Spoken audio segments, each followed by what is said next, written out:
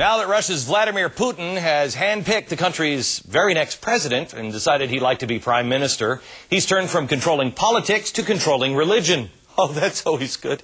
Instead of burdening Russians with all the trouble of picking a faith, I don't know, there's so many, he says, no, really, just one.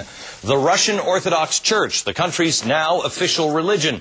This has implications in end times prophecies, and my next guest can help us make sense of all of this. Oh, yes, we're back in Crazy Town, USA.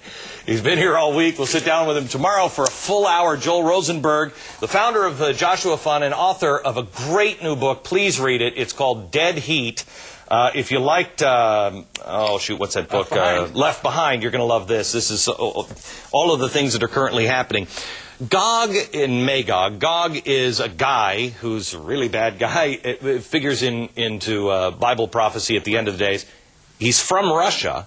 Is Putin possibly Gog? And what is he doing? What's happening with religion in Russia now? I think it's too early, Glenn, to say that Vladimir Putin is the Gog dictator in Russia that the Bible speaks of in Ezekiel 38. He's like Gog-ish. Gog-esque, yes, yeah. I think it would be a good way to put it. Yeah. Why? How do we know this? The Bible describes that leader as an international coalition builder, a military leader, a diplomat, but also one who is developing an evil scheme to develop alliances with Islamic countries to attack Israel in the last days. Right, and specifically Libya and Iran are the two that are clearest and defined in that. We know that last year he's already made his alliance with Iran, and then just recently he started making his alliance with Libya. Libya, absolutely. Okay. Never ever happened before with Russia. Not with Iran, but Libya, yes, in the 70s and 80s, but that dissipated. Now it's back with a vengeance. I love it when it comes back.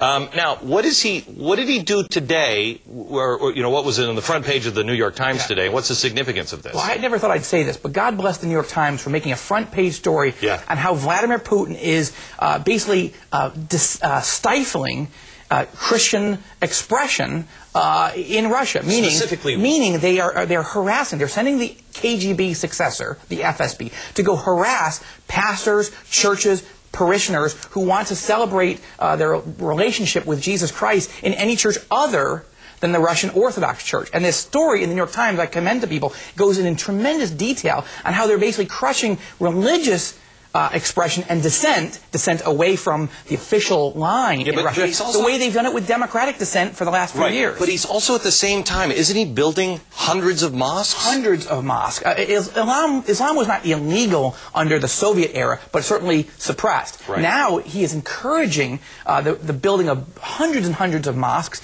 as well as Russia's actually applying for membership in the Organization of the Islamic Conference. Russia's trying to become a member, and in fact, the leader of the Islamic Alliance. Wow. Okay.